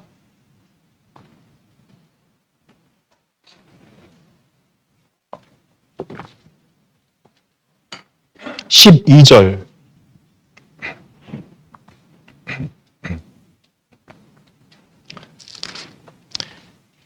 12절 제가 읽겠습니다. 여호와께서 아모리 사람을 이스라엘 자손에게 붙이시던 날에 여호수아가 여호와께 고하되 이스라엘 목전에서 가로되 태양아 너는 기본 위에 머무르라 달아 너도 아얄론 골짜기에 그리할지어다. 태양이 머물고 달이 그치기를 백성이 그 대적에게 원수를 갚도록 하였느니라. 야살의 책에 기록되기를 태양이 중천에 머물러서 거의 종일토록 속히 내려가지 아니하였다 하지 아니하였느냐. 14절 같이 읽겠습니다. 여호와께서 사람의 목소리를 들으신 이 같은 날은 전에도 없었고 후에도 없었나니 이는 여호와께서 이스라엘을 위하여 싸우셨습니다. 네. 여호와 니시 승리 용사죠. 하나님은요 우리를 위해서 싸우시는데 여기 보면 세상에서 우리가 할 수 없는 일을 하시죠. 천재지변을 일으켜서 대적과 싸웁니다. 태양을 멈추게 해서 낫을 이용해서요. 그 대적들을 종일토록 치죠. 이걸 그림자로 예표로 보자면 마지막 천년왕국 때 심판의 날이 드리웠을 때 모든 악의 세력이 꺼지잖아요. 그때 예수님이 공의 하나님으로 오셔서 이 땅의 저주를 이 땅의 저주와 심판으로서 이 남아있는 자들을 다 싸그리 몽땅 없애버리십니다. 뭘까요? 하나님은요, 용사십니다. 우리를 대변하시고, 우리를 앞서 싸워주시는 그분을 의지하고 우리가 복음을 전해야 될 것을 얘기하고 있습니다. 사무엘상 7장에도 보면요, 사무엘이 번제를 드릴 때 블레셋 사람이 이스라엘과 싸우려고 가까이 왔거든요. 그때 이 사무엘이요, 하나님께 기도를 했습니다. 그때 이 블레셋 사람과의 전쟁에서 하나님이 어떠한 것으로 블레셋 사람들을 많이 죽였냐면요. 바로 사무엘 7장을 읽어보시면 10절부터 12절을 읽어보면 블레셋 사람에게 큰 우레를 발하여 그들을 어지럽게 하시니 그들이 이스라엘 앞에 패한지라. 우레, 번개, 천둥 그걸로 발해서요. 그들을 혼비백산하게 만든 다음에 하나님의 능력으로 그들을 치기 시작했습니다. 그리고 히스기야 때 그 산발렛이 쳐들어왔죠. 아수르. 근데 그들을 막기 위해서 하나님께 히스기야가 바짝 엎드려서 기도했습니다. 그리고 히스기야만 기도한 것이 아니라 함께 있었던 백성들이 그 말에 속지 아니하고 그 위치를 지키면서 했던 게 뭐죠? 기도였습니다. 그리고 그 히스기야가 받았던 그 산발렛의 문서를 보고 하나님께 들고 가서 고했죠. 그때 열린 게 뭐죠? 하나님의 응답입니다. 하나님의 극한의 때가 왔을 때 열어주시는 거예요. 우리의 환경이 극한이 왔을 때 또 하나님께서 나는 할 수는 없는데 하나님 제발 도와달라고 간구할 때 눈물을 흘릴 때 열리는 것들이 있죠. 시간이 지나서 열리는 것이 아니라 하나님의 손길이 그 가운데 있기 때문에 시간 속에 능력을 베푸시는 하나님이 우리에게 드리워서 함께 하시는 겁니다. 마찬가지로 이 사무엘 때도 이런 일이 빈번하게 일어났어요. 우리가 성경을 보면서 알 수 있는 게 뭐죠? 하나님은 우리를 위해서 싸우시는 분이다. 그리고 우리가 속해 있는 이 세상은 전쟁터입니다. 그래서 영적 전쟁이라고 합니다. 에베소서 6장을 보겠습니다. 에베소서 6장입니다. 에베소서 6장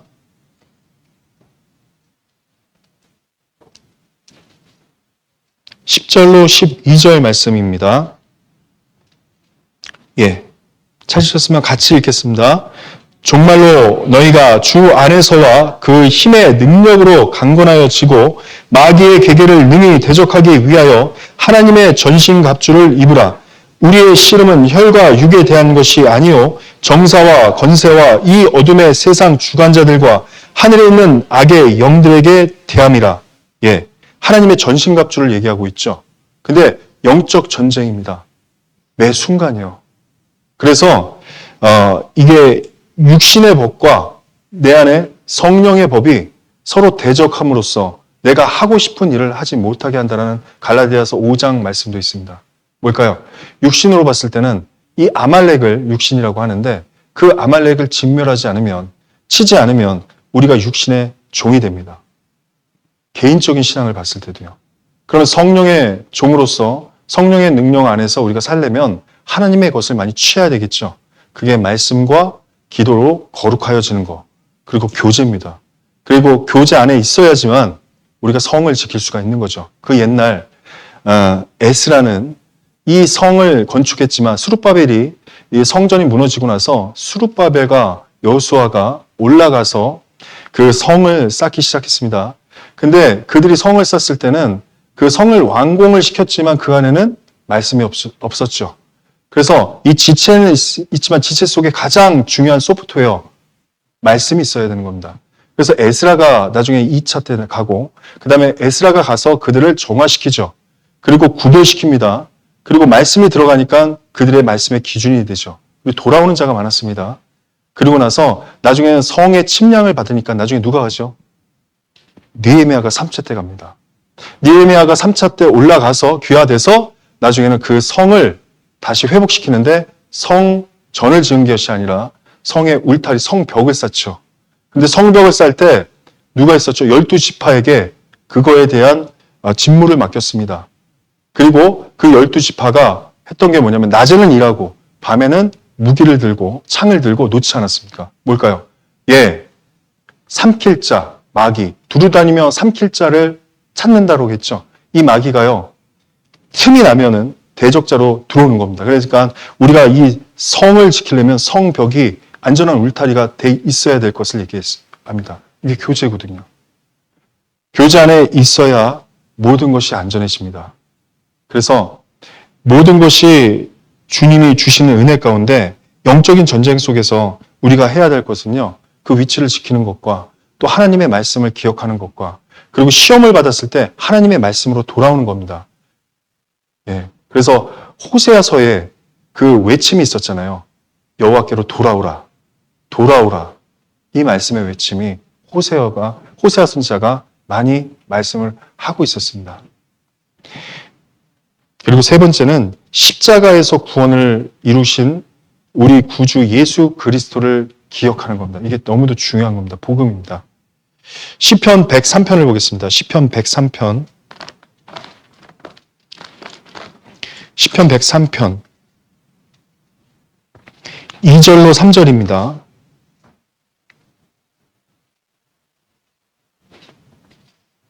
같이 읽겠습니다.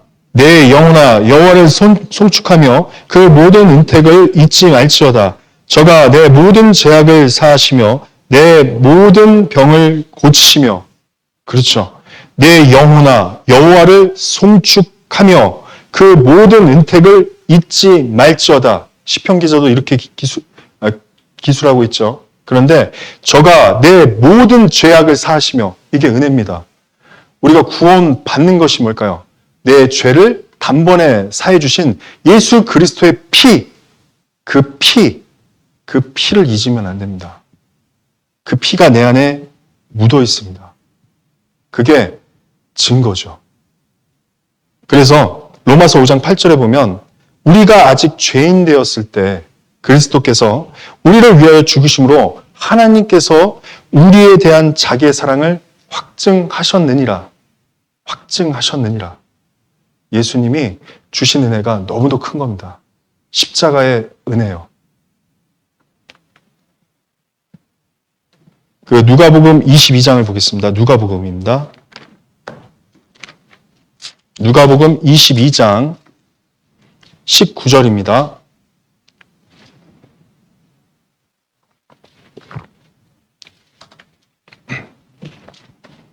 예.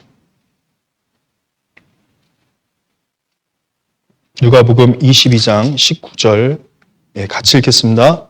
또 떡을 가져 살해하시고 떼어 저희에게 주시며 가라사대 이것은 너희를 위하여 주는 내 몸이라 너희가 이를 행하여 나를 기념하라 하시고, 예수님께서 유월절날 마지막 만찬 때 제자들에게 포도주와 떡을 떼면서 이 얘기를 하셨죠. 부활하실 것을 얘기합니다. 그리고 예수님께서 십자가에서 죽을 것을 얘기하시죠. 그런데 이 말씀에 보면 또 떡을 가져 살해하시고 떼어 저희에게 주심에 가라사대 성찬식을 얘기하죠. 이것은 너희를 위하여 주는 내 몸이라. 너희가 이를 행하여 나를 기념하라. 기억하라는 겁니다. 예수님의 그 복음, 예수님의 피를 기억해야 됩니다. 고린도전서 11장을 보겠습니다. 고린도전서 11장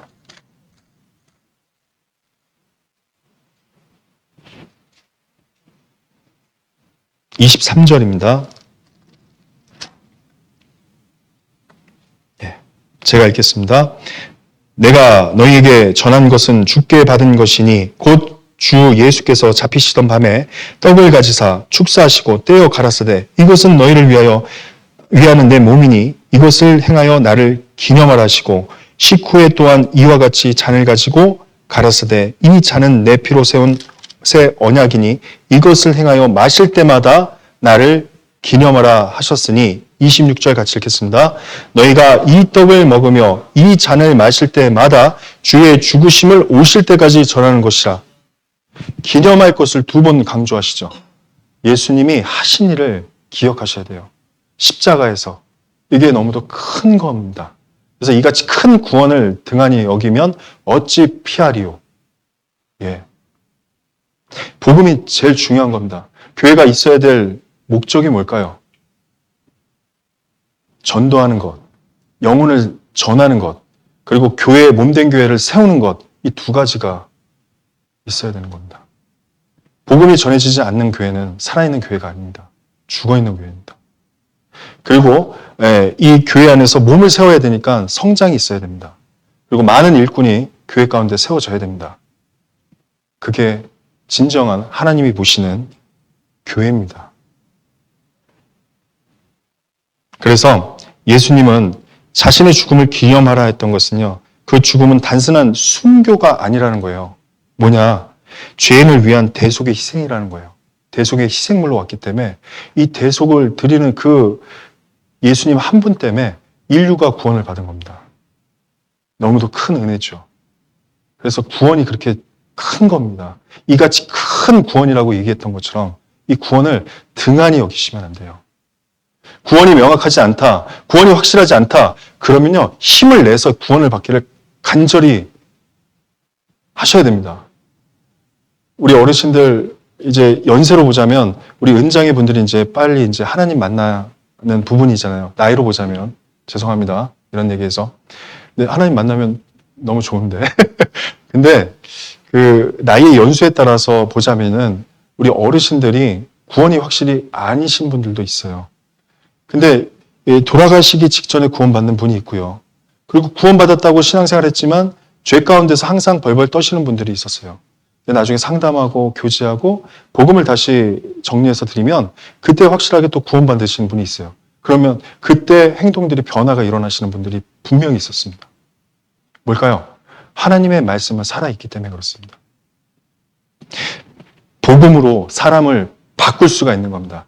사람이 바꿀 수 있는 것은 한계가 있지만 사람을 개종한다는 거 하죠. 말씀으로 개종을 할 수가 있는 겁니다. 그게 하나님의 능력이에요. 하나님의 능력이 아니면 인생이 바뀌어지지가 않습니다. 정말 그렇습니다. 그래서 하나님께서 행하신 가장 위대한 일이 있다면요, 예수님을 우리에게 보내주신 거예요. 그게 가장 위대한 일입니다. 그리고 예화를 하나 말씀드리자면 어떤 크리스찬이요, 매일 아침 기도할 때 그 십자가 앞에서요, 기도를 드린답니다. 십자가 앞에서. 그리고 그 이유가 뭐냐고 물었더니 내가 누구인지 잊지 않게 해달라고. 십자가를 보면서. 그리고 예수님께 나 같은 죄인을 위해 저 고통스러운 십자가를 지시고 죽으셨다는 사실을 잊지 않게 해달라고. 두 번 들어가죠. 잊지 않게 해달라고. 근데 시편 50편에 하나님을 잊은 너희여 이것을 기억하라. 그렇지 않으면 너희를 찢으리니 건질 자 없으리라. 잊는 것이 큰 죄인 겁니다. 그래서 히브리서 12장 1절 3점에 보면 2절에 보면 믿음의 주여 또 온전케 하시는 이인 예수를 바라보자. 저는 그 앞에 있는 즐거움을 위하여 십자가를 참으사 부끄러움을 개의치 아니하시더니 하나님 보좌 우편에 앉으셨느니라. 우리가 믿음의 주인이신 이 믿음을 강건케 하려면 무엇을 해야 되냐면 하나님 주님을 바라봐야 되는 거예요. 그게 기억하는 겁니다. 그리고 말씀을 바라보는 거죠. 그리고 말씀을 갖고 있는 말씀으로 늘 읽고 묵상하고 또 말씀 안에서 교제하는 거, 복음 안에서 교제하는 거잖아요. 이게 돼야지만 우리가 주님의 하신 말씀들을 항상 마음에 새기면서 우리가 경계를 놓고 그 모든 시험에 타협할 수 없게 됩니다. 그리고 그 시험을 막아주시죠. 그리고 네 번째는 뭐냐면요. 자신의 연약함은 실패죠. 자신의 연약함과 실패를 반드시 기억할 것을 얘기합니다. 신명기 9장을 보겠습니다. 신명기 9장. 신명기 9장 7절로 8절의 말씀입니다. 예, 같이 찾으셨으면 같이 읽겠습니다. 너는 광야에서 내 하나님 여호와를 경노케 하던 일을 잊지 말고 기억하라. 내가 애굽 땅에서 나오던 날부터 이곳에 이르기까지 늘 여호와를 거역하였으되 호렙산에서 너희가 여호와를 경노케 하였으므로 여호와께서 진노하사 너희를 멸하려 하셨느니라. 7절에 보면 너는 광야에서 내 하나님 여호와를 경노케 하던 일을 잊지 말고 기억하라. 뭘까요? 신앙생활 하는데 실패도 있습니다. 뭘까요? 시험 받아서 잠깐 위축돼서 떨어지는 경우도 있죠. 그리고 그 원인이 뭐였는지를 돌아왔을 때는 회복됐을 때 그거를 잊어버리는 것이 아니라 다시는 과거를 잊지 않는 것은 그 일을 반복하지 않기 위함이라고 말씀드렸죠. 마찬가지로 잘못된 것을 또 기회를 삼아서 신앙생활을 하면서 다시는 그 운물에 빠지지 않기를 바라는 마음으로요. 우리가 자신의 연약함과 실패했던 부분을 기억하셔야 됩니다. 그래야지만 우리가 그 부분에 다시 반복되는 죄를 피할 수가 있고 또 그 죄가 왔을 때는 우리가 머무름 없이 바로 결단을 내서 피할 수가 있게 되는 겁니다. 무엇이 중요한가가 너무도 중요한 거죠. 무엇을 듣는가 이것도 너무도 중요한 겁니다. 그래서 이 성경에 보면 기억해야 할 것이 은혜만이 아니라 바로 나의 교만과 제 실수도 잊지 말아야 될 것을 성경은 얘기하고 있습니다.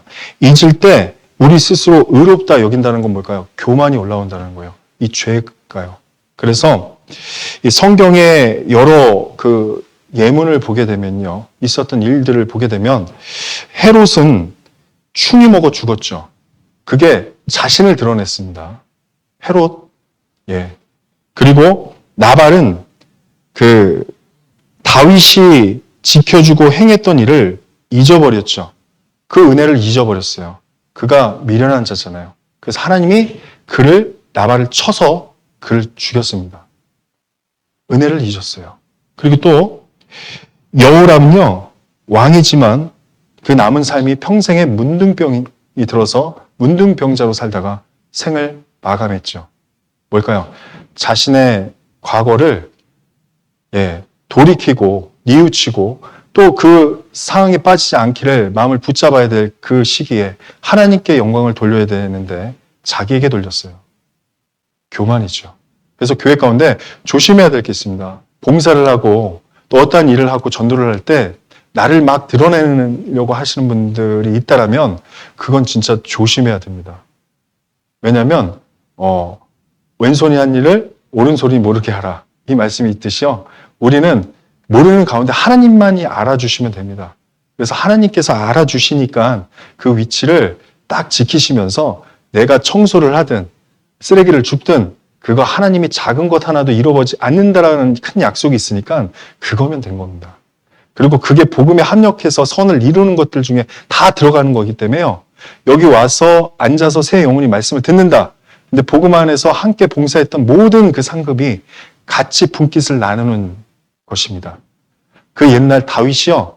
블레셋 군과 아말렉이 쳐들어왔을 때 자기 식솔들을 다 잡아갔습니다. 근데 그 식솔들을 잡아갔을 때 다윗은 죽을 뻔했거든요. 근데 나중에 이 다윗이요, 먼저는 침륜에 빠져가지고 거기에 넘어져 있었던 게 아니고요, 하나님께 기도로 먼저 구했어요. 하나님 가면 잡을 수 있을까요? 가라! 응답이 있었죠. 그런데 그 돌로 치려고 했던 주변 사람들은요, 다윗이 하나님께 묻고 시작해서 다시 담력을 입고 나가려고 하니까 다시 그 군사들이 붙었습니다. 그리고 600인의 군사가 쳐들어갔죠. 그리고 그 새벽에 그들을 다 취해가지고 오기까지 나머지 400명은, 200명인가요? 중간에 머물렀습니다. 피곤해서. 그리고 나머지 400이 가서 취해서 그 아내와 식솔들을 다 가져오고 그 안에 있는 전리품까지 다 끄집어서 가져오게 되는 영광이 있었습니다. 그럼 그 전리품은 누구 걸까요? 다윗 거였어요. 근데 다윗은 너무도 큰 사람이었습니다. 그걸 자기 것으로 고수한 게 아니라 이 모든 것을 가져오면서 그 200인에 남아있던 사람들뿐만 아니라 거기에 악인들도 있었습니다. 근데 그 사람들의 얘기를 듣지 아니하고 그 사람들을 동요시켜서 오히려 남은 자들과 또 집에서 있는 식소들뿐만 아니라 자기 친구들과 제사장들, 이 모든 사람들에게 이 분깃을 나눴어요. 무슨 얘기일까요? 앞에서 싸우는 사람들이 있겠죠. 뒤에서 기도하는 부대도 있습니다. 그리고 또 옆에서 보이지 않는 손길에서 봉사하시는 분들이 있죠. 이게 다 복음 안에서 협력해서 선을 이루는 겁니다. 그래서 우리가 알아야 될 것은 작은 것 하나라고 무시할 게 아니고요, 작은 것 하나에 충성돼야 큰 것에 쓰임을 받습니다. 마찬가지로 헤롯은 그랬고요. 그래서 이 예화를 보게 되면 베드로는, 또 바울은 3번을 하나님을 부인했지만 기다렸습니다. 베드로는. 그래서 초대교회의 그 주역이 됐고, 바울은 다메섹 도상에서 회개했기 때문에 하나님께서 세계 선교의 지표로서 그 유대한 바울을 사용했던 겁니다. 그래서 로마의 길이 열렸잖아요. 바울이 선교를 시작하면서. 그래서 전 세계에 복음이 전해졌던 겁니다. 그래서 우리가 알아야 될 게 출애굽기 16장에 보면요, 기억하지 못한 자들의 모습이 나오는데, 이게 뭐냐면 그냥 말씀만 드리겠습니다. 다 끝났으니까. 출애굽기 16장을 읽어보면요, 만나 사건이 일어납니다.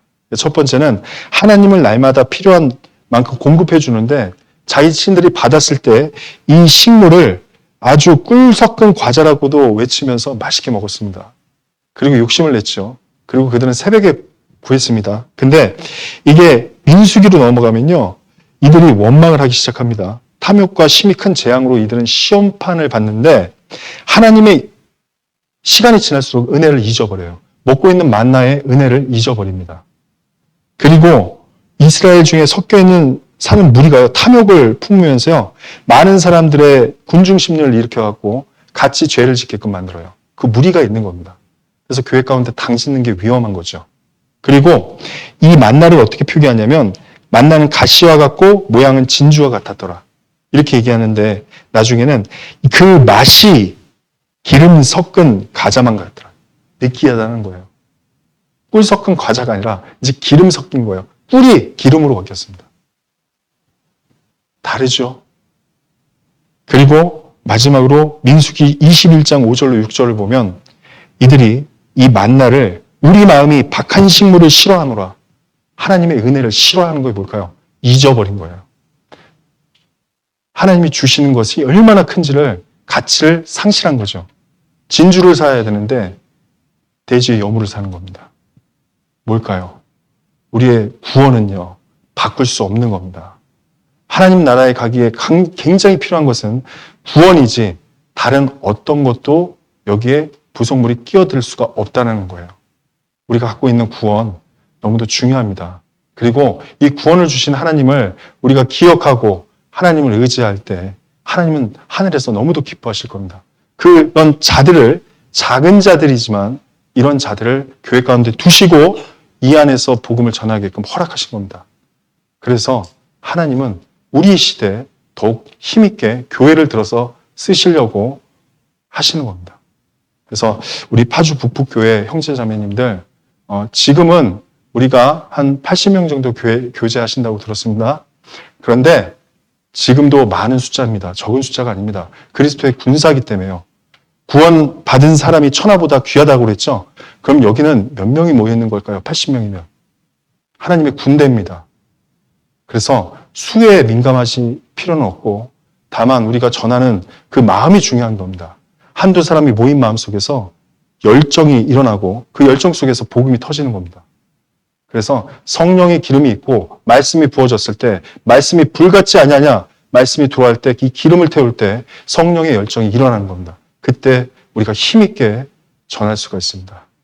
그래서 하나님 앞에 가는 그 순간까지 우리가 그 위치를 지켜서요, 힘있게, 또 이제 3월 달에 집회가 있으니까 이 복음의 끈을 놓지 말고 끝까지 때를 얻든지 못 얻든지, 말씀을 듣든지 안 듣든지 그거를 내가 정하는 것이 아니라 하나님 앞에 기도하고 나가서 그 때를 구하고 우리는 전해야 됩니다.